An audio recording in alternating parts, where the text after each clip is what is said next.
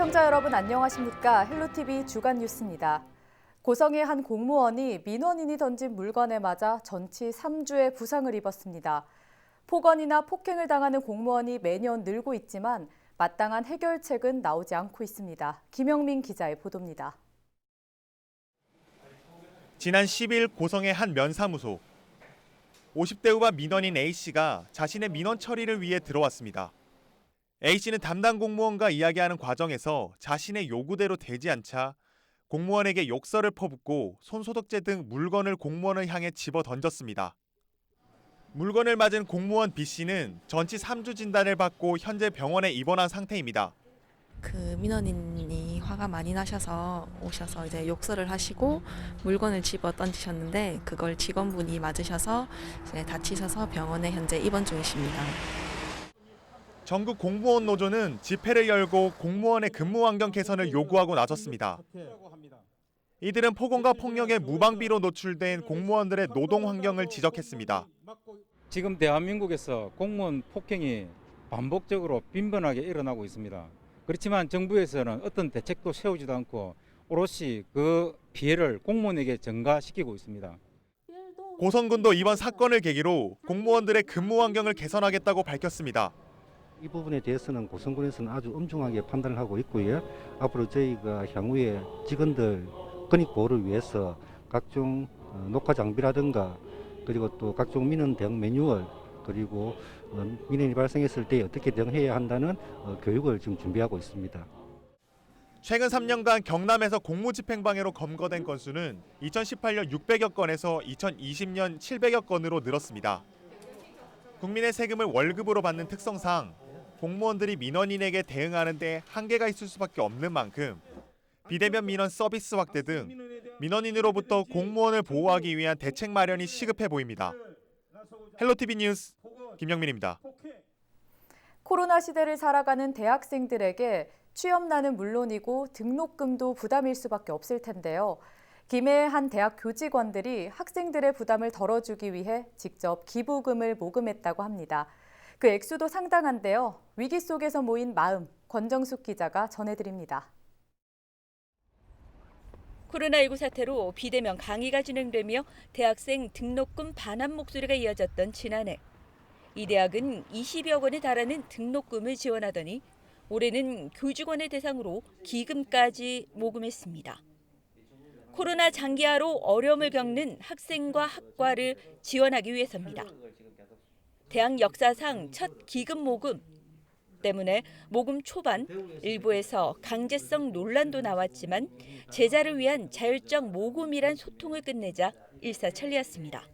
서로 소통 과정에서 결국 이게 학교를 위하는 게 개인이 위하는 게 아니고 학생들을 위하고 학과 발전을 위하고 크게 보면 전체를 위해서 보면은 하는 거기 때문에 처음에 지지할 때는 조금 반발됐지만은 중간 이후에 많은 동참이 있어 크게 성공을 이뤘다. 그렇게 생각합니다.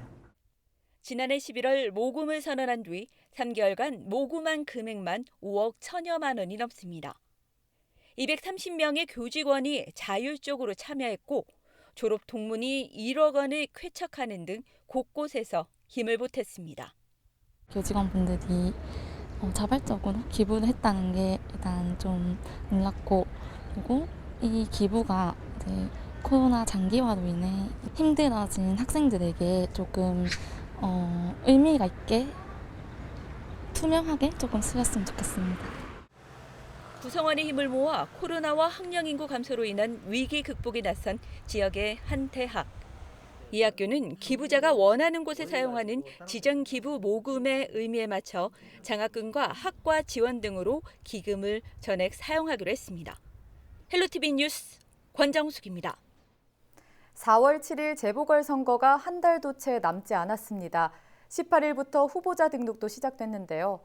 경남에서는 모두 6개 선거구에서 재보궐선거가 치러집니다. 자세한 4.7 재보궐선거 일정을 김수정 기자가 정리했습니다. 4.7 재보궐선거의 후보 등록이 18일 시작되면서 본격적인 선거전에 막이 올랐습니다. 경남에서는 의령군수를 비롯해 의령군, 고성군, 함양군의 경남 도의원과 의령군, 함안군의 군의원 선거가 치러집니다. 19일까지 후보자 등록을 끝내면 선거 약 2주 전인 오는 25일부터 본격적인 선거운동을 할 수 있습니다. 지난해 총선과 마찬가지로 이번 재보궐선거도 코로나19 방역이 최우선 과제입니다. 투표장에는 발열 체크 기계와 손 소독제, 위생 장갑이 마련되고 선거인들은 줄 간격을 1m 이상 유지해야 합니다. 코로나19 확진자나 자가격리자의 투표권도 당연히 보장됩니다. 오는 20일까지는 선거구 밖에 거주하거나 투표소에 직접 갈 수 없는 유권자가 우편으로 투표하는 거소투표 신고 기간입니다. 코로나19 확진자나 자가격리자도 이 거소투표 신고를 할 수 있습니다. 유권자들이 안심하고 투표소를 찾을 수 있도록 철저한 방역과 예방 대책을 세워서 안심 투표소를 운영하고 있으니까 유권자분들도 가정으로 배송되는 선거 공보를 꼭 참고해서 후보자 공약을 꼼꼼하게 살펴보시고 투표에 꼭 참석해 주셨으면 합니다. 선거 당일인 4월 7일에는 오전 6시부터 밤 8시까지 투표가 진행됩니다. 사전투표는 4월 2일과 3일 이틀 동안 오전 6시부터 오후 6시까지며 선거인이라면 주소지와 상관없이 사전투표소 어디서나 투표할 수 있습니다. 헬로티비 뉴스 김수정입니다. 요양병원과 시설에 대한 면회가 재개된 지 일주일째입니다. 지난 주말에도 많은 분들이 다녀오셨을 텐데요. 보고 싶은 마음은 굴뚝 같겠지만 그래도 아직은 조심하는 게 좋겠습니다. 박은경 기자입니다.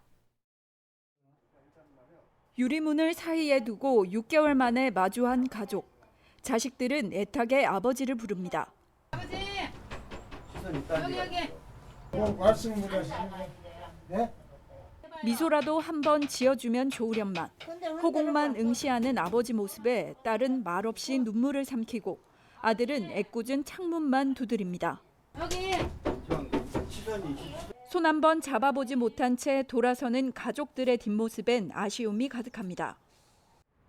이게 뭐 언제까지 이게 비대면으로 해야 될지, 대면 면회가 언제쯤 가능할지 좀 이런 게 좀 궁금하기도 하고 답답하기도 하고 좀 그렇습니다. 요양병원과 시설에 대해 다시 면회가 허용된 지 일주일째. 하지만 임종을 앞두거나 중증인 일부 환자에 한해 접촉 면회가 가능할 뿐 크게 달라진 건 없습니다. 환자들의 심리적인 안정을 위해 면회가 필요하긴 하지만 위험 요인이 크기 때문입니다.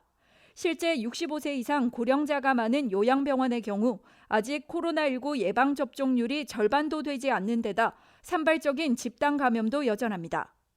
저희 직원들은 지금 백신을 맞았지만 일반 우리 시민들이나 아직 백신을 안 맞았기 때문에 지금 저희들 같은 경우는 이제 전국 각지에서 보호자들이 오고 있기 때문에 서울이나 부산, 대구, 전라도 쪽에서도 오고 있기 때문에 항상 조심을 해야 되는 상황이기 때문에. 요양병원과 시설에서는 방역 등의 만반의 준비를 하면서도 혹시 모를 감염 우려에 최소한의 면회를 당부하고 있습니다.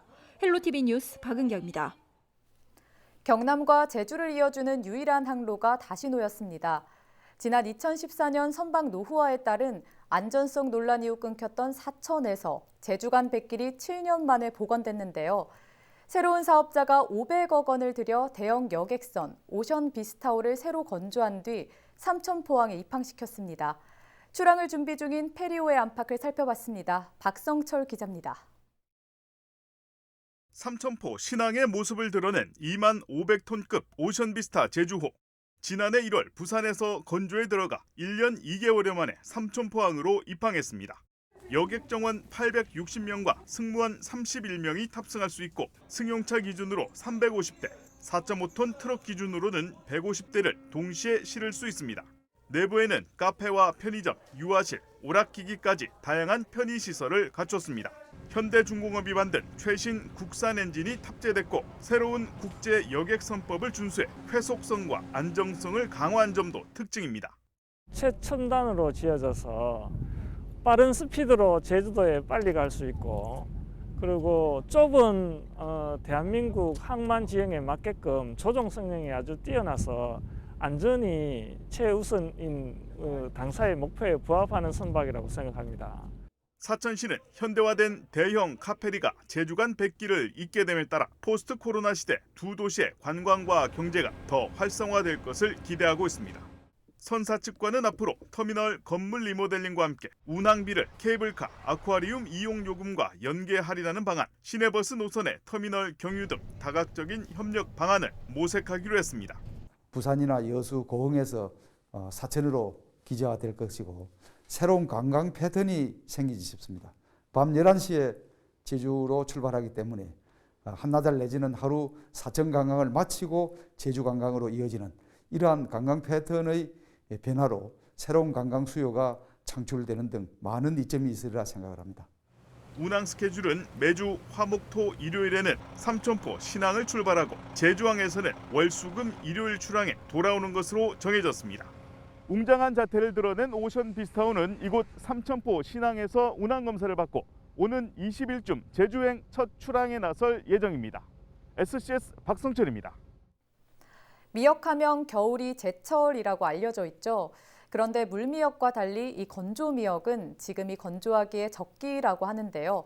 전통 방식인 태양광 건조 방식을 고수하고 있는 송정 다리돌 미역의 수확과 건조 현장을 차선용 기자가 찾아갔습니다. 따뜻한 봄 햇살이 내리쬐는 송정 앞바다.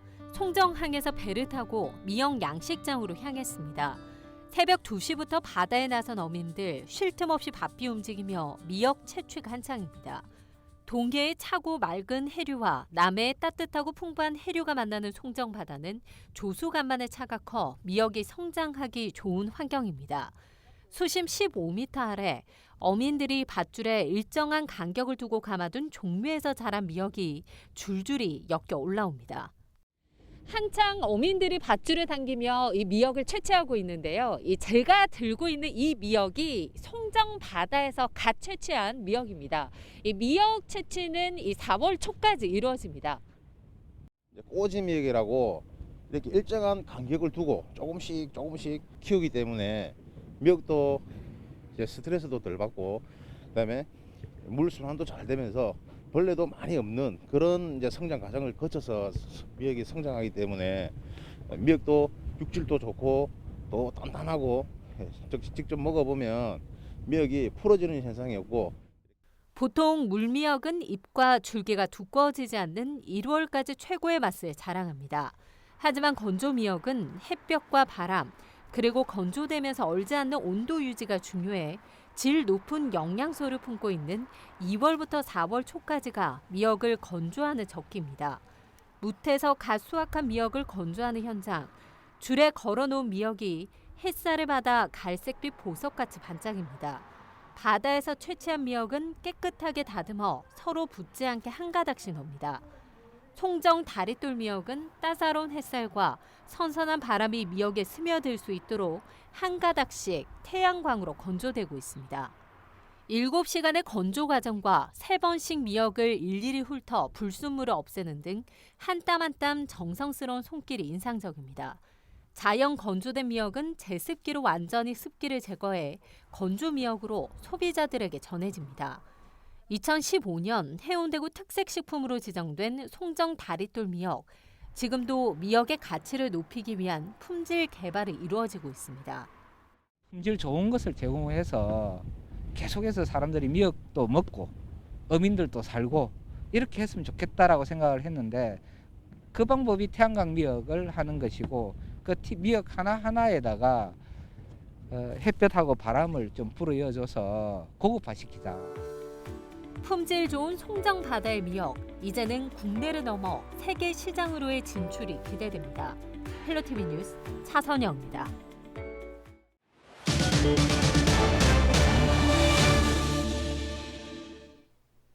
경상남도가 중소기업중앙회와 정책간담회를 가졌습니다. 이 간담회는 코로나19 장기화로 자금 조달에 어려움을 겪고 있거나 판매 대금의 회수가 지연되면서 경영 위기에 놓인 중소기업의 현안을 논의하기 위해 마련됐습니다. 이 자리에서 밀양 상생형 일자리 이전 투자기업 지원과 진해 국가산단 내 소형 조선소 특화산단 조성 등 도내 중소기업 현안 과제 8건이 건의됐습니다. 저희들이 물론 도뿐만 아니라 각 시군이나 여러 공공기관들이 공동으로 함께 풀어나가야 될 문제들이 많이 있을 텐데 우리가 할 수 있는 거는 함께 풀어가고. 경남도는 이날 논의된 사안들을 검토해 도정 시책에 반영하고 필요할 경우 정부에 건의한다는 계획입니다. 18일 마산 종합운동장에서 화이자 백신 예방접종 모의훈련이 진행됐습니다. 모의훈련에서 예방접종 담당자들은 접종 전 백신 해동과 희석, 접종 준비 과정 등을 시연했습니다. 경남도는 다음 달 1일부터 도내 75세 이상 어르신과 양로시설, 노인주거 복지시설 종사자 등 모두 25만 명을 대상으로 화이자 백신 접종을 시작합니다. 경남 지역예방접종센터는 현재 양산 부산대병원과 마산 종합운동장 두 곳에 마련됐습니다. 경남도는 이달 말까지 진주와 통영에 2곳, 다음 달은 16곳, 5월과 6월은 3곳 등 센터를 차례대로 설치할 계획입니다. STX 조선해양이 올해 첫 수주에 성공했습니다. STX 조선해양은 지난 15일 일본 선사와 6,600톤급 석유화학 제품 운반선 3척의 건조 계약을 체결했다고 밝혔습니다. 또 지난해 12월 홍콩 선주사로부터 수주한 5만 톤급 MR 탱커 건조 계약도 확정했습니다. 그동안 경영 악화로 어려움을 겪어온 STX 조선해양은 대규모 투자 유치와 신규 수주로 재도약을 준비 중입니다. 올해 조선 경기가 회복되면서 STX 조선해양은 다음 달까지 약 20척 정도를 신규 수주해 최근 수년 사이 최대 조업 물량을 확보할 것으로 기대하고 있습니다. 대우조선해양이 초대형 LPG 운반선 3척을 수주했습니다. 대우조선해양은 유럽 지역 선주로부터 9만 1,000세제곱미터 규모의 초대형 액화 석유가스 운반선 3척을 2,650억 원에 수주했다고 밝혔습니다. 선박은 옥포조선소에서 건조돼 2023년 하반기까지 선주에 인도될 예정입니다. 대우조선해양은 올해 초대형 원유 운반선 10척과 LPG 운반선 5척, 컨테이너선 4척 등 모두 19척을 수주하면서 현재까지 올해 목표의 23%를 달성했습니다. 고병환성 조류인플루엔자 검출로 출입이 통제됐던 창녕 우포늪 철새 서식지의 출입이 50여일 만에 해제됐습니다. 창녕군은 임상검사와 항원항체 검사에서 음성으로 판정돼 우포늪 출입 통제를 해제한다고 밝혔습니다. 또 발생 지점 10km 내 가금 농가의 이동 제한 명령도 해제했습니다. 창녕군 우포늪은 고병환성 AI로 환경부의 지침에 따라 지난 1월 29일부터 출입을 전면 통제해왔습니다. 창원시 마산하포구 저도 연육교 스카이워크를 찾은 관광객이 17일 200만 명을 넘어섰습니다. 저도 연육교 스카이워크는 원래 낡은 철제다리였다가 길이 80m, 폭 1.2m짜리 투명 강화 유리를 깔고 2017년 3월 새롭게 문을 열었습니다. 특히 올해만 45만 명이 입장하는 등 창원 지역 대표 관광지 중 하나로 꼽히고 있습니다. 경상남도가 지역사랑 상품권을 부정으로 유통하는 이른바 깡횡위를 집중 단속합니다. 물품이나 용역의 제공 없이 상품권을 사거나 가맹점주가 타인의 명의로 상품권을 사서 환전하는 행위, 상품권 결제를 거부하는 행위 등이 모두 단속 대상입니다. 경상남도는 소상공인연합회와 각 지자체와 함께 현장 합동 점검을 실시하기로 했습니다. 또 모바일 상품권인 경남사랑 상품권은 상품권 관리 시스템에서 실시간으로 감시됩니다. 경상남도 소상공인연합회 누리집 게시판이나 콜센터 1899-9350에서는 시민 누구나 자율적으로 신고할 수 있습니다. 한편 부정행위가 적발될 경우 위반 행위의 경중에 따라 가맹점 등록이 취소되거나 2천만 원 이하의 과태료가 부과됩니다.